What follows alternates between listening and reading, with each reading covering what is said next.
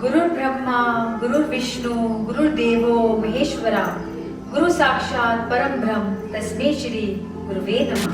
गुरुजी आज जो हमारे साथ हैं, आज हम उनके साथ उन प्रश्नों पर चर्चा करेंगे। गुरु किसी भी रूप में रह करके शिष्य के अशुद्धियों धर्म और गुरु का क्या महत्व है, जैसे कि शिष्य और ऐसा सर्वश्रेष्ठ शब्द है जिसको नाम, क्या आपको लगता है कि मानसिक शक्ति से आपका मार्गदर्शन कराने के लिए गुरुर् ब्रह्मा गुरुर्विष्णु गुरुर्देवो महेश्वरा गुरु साक्षात परम ब्रह्म तस्मै श्री गुरुवे नमः। नमस्कार, मेरा नाम है संजनी सूरी। आज हमारे बीच में मौजूद हैं पूजनीय गुरुजी, जिनका मैं तहे दिल से स्वागत करती हूँ। गुरुजी आज जो हमारे साथ हैं, आज हम उनके साथ उन प्रश्नों पर चर्चा करेंगे जो हम शायद जानते तो हैं, बट हम उनके बारे में सोचते नहीं हैं या हम उनके बारे में सोचना नहीं चाहते। तो आगे बढ़ते हुए गुरुजी, मैं सबसे पहले आपके बारे में जानना चाहूंगी। हम परम पूज्य आदरणीय, जिनके लिए हमारे पास सब नहीं, श्री श्री 1008 देवनारायण जी के द्वारा सेवित आशीर्वाद से तृप्त एक जीवात्मा है। जो भी है गुरु रूप ही है, उन्हीं का दिया हुआ सब कुछ है, उन्हीं से हमें दीक्षा प्राप्त हुई। स्थान स्थान का, जगह जगह का भ्रमण उन्होंने भी करा। जैसी क्षमता हमारी थी, वैसा ज्ञान हम उनसे ले पाए। जैसी हमारी क्षमता थी, जितनी हमारी पहुंच थी, उस तक हमने कोशिश की। हो सकता है गुरुजी ने हमें अथा दिया, अथा देने का प्रयास किया, लेकिन मेरी क्षमता के अनुसार ही हम आशीर्वाद को ग्रहण कर। गुरुजी मूलतः हिमाचल प्रदेश से और जूनागढ़ से। अब गुरुजी ब्रह्मलीन है, ब्रह्मत्व को प्राप्त कर चुके। ओम। जैसे कि आपने बड़े प्यारे लफ्जों में व्याख्या की अपने गुरुजी के बारे में, यहीं से एक प्रश्न मेरे मन में आता है। आपके अनुसार एक शिक्षक और गुरु का क्या संबंध होता है?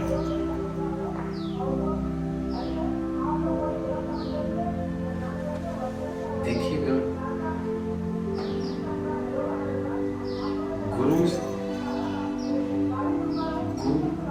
अंधकार, रूप प्रकाश। तो गुरु रूपी जो व्याख्या है, जो हमारी शब्दावली में आई, कहां से उत्पन्न हुई, ये शब्दावली किसने गठित की? जो आपको अंधकार से प्रकाश की तरफ लेकर जाए, वो गुरु रूपी नौकर है, जो अपने ऊपर आपका भार धारण करके एक किनारे से दूसरे किनारे पे आपको, दूसरे छोर पे आपको लेके जाते हैं। अब भार स्वरूप आपकी बुराइयां, अनियमितता, असंयमता, उसके अंदर सब कुछ जो इन सब को निखारता है, छानता है और आपको गुणों से परिपूर्ण करता है, उनको गुरु रूप कहा गया, जो साकार रूप में रहते हुए आपका मार्गदर्शन करता है।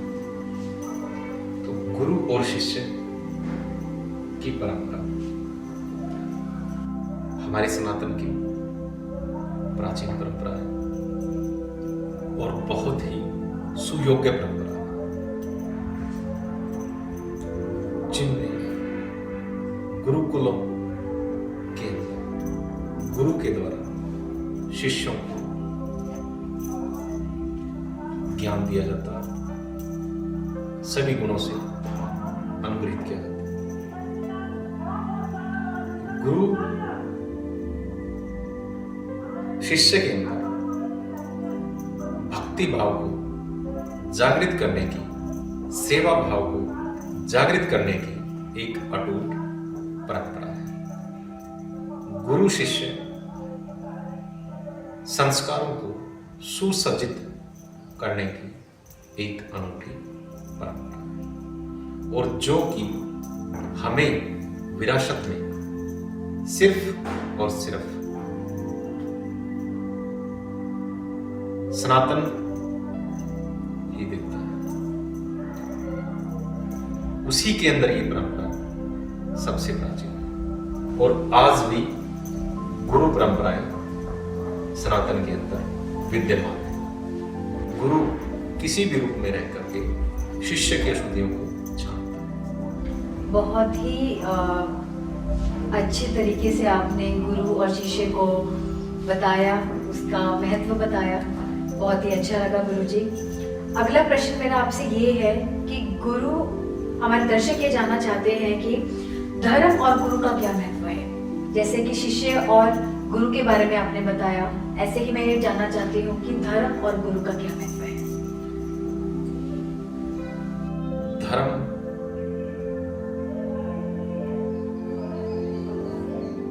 संपूर्ण ब्रह्मांड के अंदर एक नियम है। धर्म की व्याख्या भी बड़ी मुश्किल है। वो एक नियम है, सदाचार का, आचार का, संस्कारों का, सभी प्रकार के गुण। धर्म की परिभाषाएं भिन्न भिन्न मुखों से भिन्न भिन्न है, लेकिन सार एक ही है और धर्म को, नियम को जीवन में देने वाला, प्रकाश से अनुभूति कराने वाला गुरु होता है, जो उस चीज को जान करके आपको ज्ञान देता है, धर्म के मार्ग पे चलने के लिए प्रेरित करता है। धर्म और गुरु एक ही सिक्के के पहलू में एक दूसरे के पूरक हैं। कभी कभी हम मूलतः संस्कृति को धर्म मान लेते हैं। संस्कृति क्षेत्रीय हो सकती है, भिन्न भिन्न प्रकार की हो सकती है। संस्कृति में आपका रहन सहन, खान पान, इस तरह की क्रियाकलाप, धर्म का भी कुछ हिस्सा उसमें आता है। लेकिन मूर्खतापूर्वक हम संस्कृति को ही पूर्णतया धर्म के रूप में स्वीकार कर लेते हैं। उस अशुद्धि को दूर करने का जो कार्य करता है गुरु अपने आप में ही एक ऐसा सर्वश्रेष्ठ शब्द है जिसको ना शब्दों में बयान किया जा सकता है, ना ही इसको बताया जा सकता है। बहुत बहुत शुक्रिया गुरुजी इस चीज़ के ऊपर रोशनी डालने के लिए जो कि आपने बताया। आगे बढ़ते हुए गुरुजी, जो मैं आपसे पूछना चाहती हूँ, क्या आपको लगता है कि मानसिक शक्ति से कोई भी समस्या ठीक हो सकती है? अगर हाँ तो कैसे? देखिएगा, मन बहुत बड़ी शक्ति है। हर इच्छा को, हर इंद्रिय को मन के द्वारा नियंत्रित किया जाता है। अगर आपकी इच्छा अनुरूप कार्य करता है तो आप सर्वश्रेष्ठ हैं, धर्म के मार्ग पे हर तरीके से आप स्वस्थ हैं। धर्म एक ऐसी व्यवस्था है जो हमारे मन तक पहुंचती है और मानसिक रूप से हम हर समस्या निवारित उपचारित कर लेते हैं। संभवतः समस्या का प्रकार क्या है? मूलतः समस्या मानसिक रूप से उत्पन्न होती है, फिर वो शारीरिक बनती है, फिर वो सामाजिक। सभी का मूल मन है। तो मन से हर समस्या को नियंत्रित किया जा सकता है। बिल्कुल सही कहा आपने गुरुजी। अगर हमने अपने मन पे ही काबू पा लिया तो हम हर समस्या का समाधान कर सकते हैं। यही सोचते हुए हम अपने मन को इतना स्ट्रॉन्ग बनाएं ताकि कोई भी नेगेटिव चीज़ हम पे हावी ना हो और हम उसको और अच्छे से काटते हुए जिंदगी में आगे बढ़े। गुरुजी, समाज में जागृति लाने के लिए, समाज के उत्थान के लिए, वैसे आपने मुझे बताया कि गुरु का बहुत बड़ा योगदान है। समाज को एक अच्छी दिशा देने के लिए आपका क्या सुझाव है? सभी को हमारा सुझाव है, संयमित हो जाइएगा खान पान से, रहन सहन से, निद्रा से, योग से, मुद्रा से, हर तरीके से संयमित जीवन जीने की प्रक्रिया लागू कीजिए। उसी के द्वारा एक स्वस्थ समाज का, स्वस्थ चरित्र का निर्माण। बिल्कुल, आपने जैसे सुना, गुरुजी ने बोला कि अगर हमने अपने जीवन में कुछ अच्छा करना है, हम कुछ अच्छा करना चाहते हैं तो उसको एक टाइम के साथ करना बहुत ज़रूरी है। टाइम पे सोएं, टाइम पे जागें, अच्छा खाएं, अच्छा सोचें, तभी हमारा जीवन और अच्छा बन सकता है। समाज को मार्गदर्शन देने की प्रेरणा आपको कहाँ से आई गुरुजी? देखिएगा, ये चीजें पीढ़ी दर पीढ़ी चली हुई हैं हर किसी के साथ। हर जीव कहीं ना कहीं से प्रेरित होता है। आवश्यकता आविष्कार की जीवनी है, कोई दुखों से, कोई सुखों से प्रेरित होकर के प्रेरणा का स्रोत बनता है। हमारा जन्म एक ऐसे परिवार में हुआ कि वहां हमें संयम देखने को मिला, माता पिता से, भाई बहनों से, समाज से, सभी से। दुख एक अलग बात है, लेकिन दुखों में भी संयमित होना पिताजी की कार्य प्रणाली से, कि उन्होंने किस तरह से जीवन यापन किया, किस शांति और संतुष्टि के साथ जीवन यापन किया। तो वहां से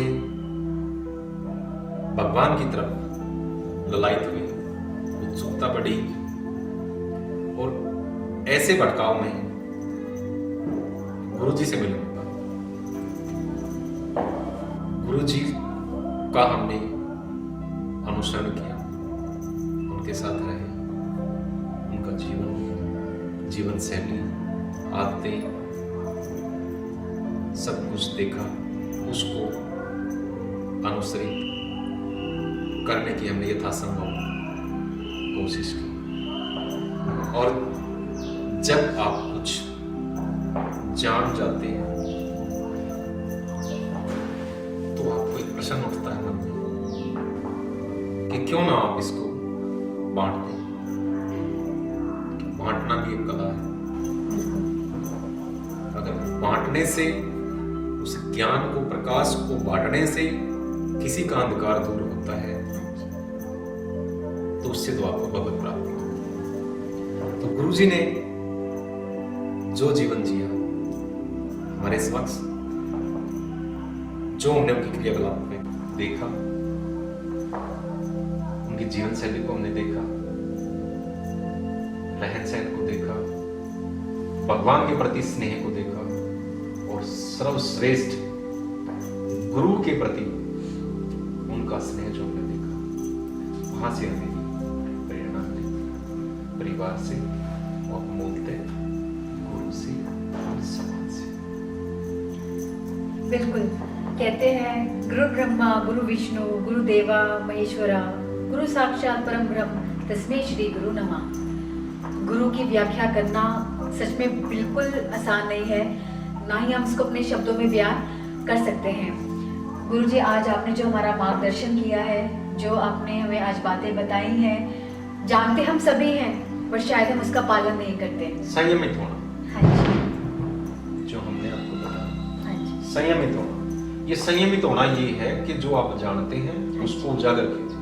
हाँ जी, उन क्रियाकलापों को आप अपने सामान्य जीवन में लेकर के आइएगा। सिर्फ किताबों तक सीमित ना रखिएगा, सिर्फ दिमाग तक सीमित ना रखिएगा, मन में लेकर के उन चीजों को संयमित हो जाइएगा और स्वस्थ रहिए। गुरु एक पद्धति है, गुरु एक विज्ञान है। गुरु एक पद्धति, गुरु एक विज्ञान है। गुरु ही धरा है, गुरु ही सब कुछ है, हाँ जी। गुरु ही ज्ञान है। बहुत खूब कहा आपने गुरु जी। एक आखिरी सवाल मेरे जहन में ये आ रहा था, आजकल के इतने बिजी टाइम में बहुत सारे लोग, बच्चे बड़े, ना तो भगवान को याद कर पाते हैं, ना मंदिर जा पाते हैं। बिना मंदिर जाए या कुछ ऐसा आप उपाय बताइए जहाँ पे हम अपने बच्चों को वो ज्ञान दे सके कि ऊपर वाले से ऊपर कुछ नहीं है। व्यस्त है, आपको काम पे जाना है, वो भी जरूरी है, पर उसके साथ साथ ऊपर वाले को कैसे हम याद करें, मंदिर जाने का टाइम निकाल सके, उसको याद कर सके, इसके बारे में आप क्या कहना चाहेंगे? कोई भी चीज ऊपर से नीचे गिरती है। यहां आपने प्रश्न बच्चों के लिए किया, तो बच्चों के लिए जो बड़े हैं उनको संयमित होना पड़ेगा। समय पे उठना, समय पे सोना, इस तरह का संयम उनको दिखाना होगा। तो छोटा समय उस चीज से लाभान्वित होगा, उस लाभ को प्राप्त होगा। ये देखा देखी की चीजें हमारे समाज में इस वक्त व्याप्त है कि रात को देर तक जागना, सवेरे देर से उठना। अगर हमसे बड़ा कोई भी इस अनुसरण को करता है तो छोटा वैसा ही अनुसरण करता है। बच्चों के सामने माता पिता को संयमित होना पड़ेगा। जैसा व्यवहार माता पिता करेंगे बच्चे वैसा ही संदेश लेंगे। आज बच्चों को मां नहीं पालती। अंग्रेजी शब्द मेड, हिंदी आया, वो मां है उनकी। बच्चों को बाल गृह होते हैं, उनमें छोड़ दिया जाता है कि वहां पढ़ेंगे, शाम को घर आ जाएंगे। अपने बच्चों के लिए इस भाग दौड़ की जिंदगी को त्याग दो, तभी परम संतुष्टि होगी। और मंदिर मन के अंदर, जब माता पिता जागना शुरू करेंगे, जब बड़े जागना शुरू करेंगे, तो छोटे उसका अनुसरण समय करेंगे। इसका उदाहरण हमारे पास में है। 30 वर्ष पूर्व, 40 वर्ष पूर्व ही देख लीजिएगा। जो हमारे पूर्वज थे वो सब संयमित थे। हाँ जी, सवेरे समय पे उठना, बच्चे उन्हीं के साथ उठ जाते थे। हाँ जी, आपको समय पे सोना, बच्चे उन्हीं के साथ सो जाते जाते थे। आज माता पिता सोए हुए हैं, बच्चे जाग रहे हैं। हम ही से हुआ है, समय नहीं बदला, समय नहीं बदला, बदलाव हमारी सोच है। प्रकृति जो की तो है, आम वही आम के फल दे रहा है, छांव दे रहा है, पीपल अपनी वही छांव दे रहा है। हाँ जी, बदलाव हमारी सोच का है, हमारे तरीकों का है, रहन सहन का है। हमने इसको सुविधा मान लिया और ये सुविधाएं जिसको अस्पताल बोलते हैं खाली नहीं है, हाँ जी। भरे हुए हैं। कोई भी अस्पताल ले लीजिए, कहीं पे भी चले जाइए। आपको हाँ जी, सीट नहीं मिल रही। हाँ जी, ये कोई MBBS का एडमिशन नहीं है, अपनी बीमारी को काटने के लिए। और बीमारी को निमंत्रण आपने दिया रात्रिकालीन भोजन, सवेरे सुबह सुबह संयमित होकर के नहीं, वहां से इसकी उत्पत्ति हुई। तो उसी आचरण में, उसी युग में आ सकते हैं, आ जाइएगा। दौड़ना, गलत तरीके से दौड़ना बंद कर दीजिएगा। इतनी तीव्रता ना रखें कि हमसे हमारे ही छूट जाए।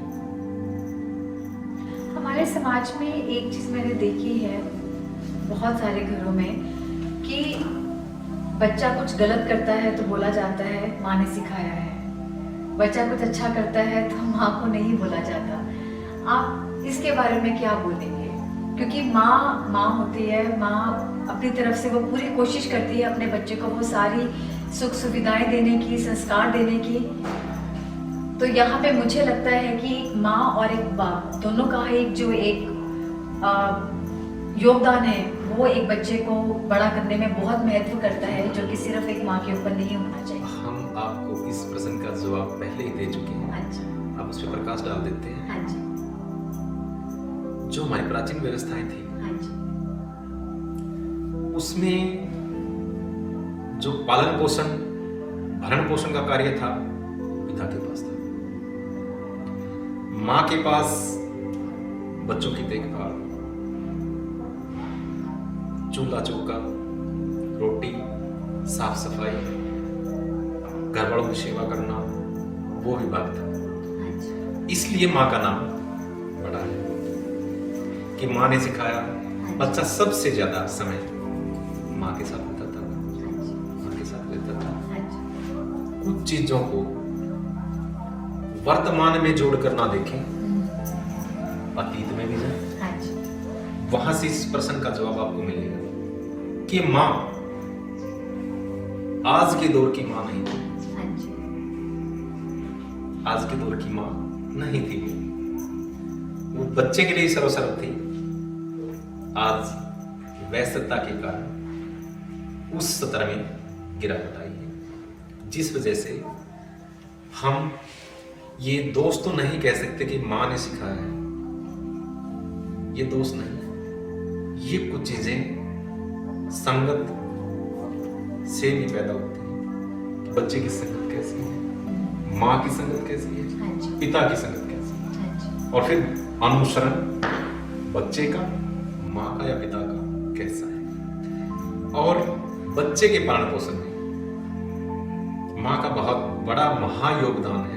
योगदान नहीं, महायोगदान है।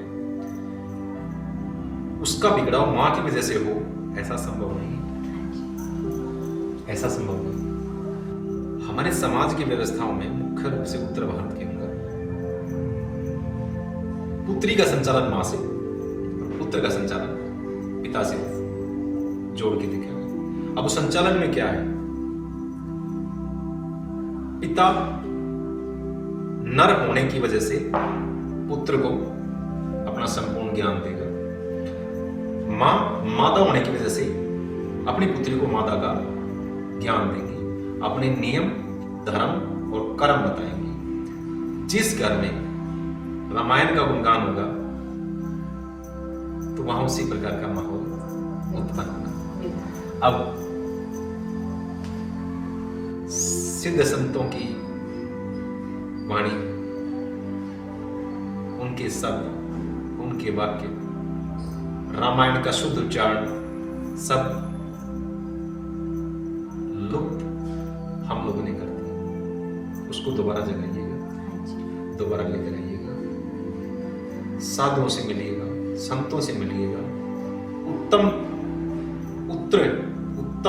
चरित्र के गुरुओं से मिलिएगा, वहां से ज्ञान अर्जित कीजिएगा।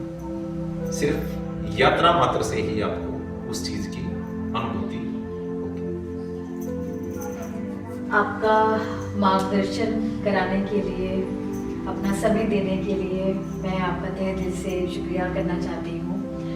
और मैं अपने दर्शकों को कहना चाहती हूँ कि जो आज गुरु जी ने चीज़ें बताई हैं, जो चीज़ें सिखाई हैं, चाहे वो माता पिता के ऊपर हो, चाहे वो किसी शिक्षक के ऊपर हो, आपके रोज़ के रहन सहन के ऊपर हो, आपके व्यवसाय को लेके हो, आपके काम को लेके हो, आप परेशान हैं, आप किसी चीज़ को आप भाग दौड़ में लगे हैं, अगर हमने गुरु जी की किसी भी बात को लेके अगर 1% भी अपने अंदर सुधार लेके आते हैं तो मैं अपने आप को सौभाग्यशाली मानूंगी कि जो मैंने आज गुरु जी से बातचीत की है अपने दर्शकों के लिए, वो उसमें मैं सफल रही। तो अपने डेली रूटीन में अच्छी चीज़ें लेके आइए, अपने बच्चों को सही टाइम दीजिए, सही शिक्षा दीजिए, भगवान को याद कीजिए।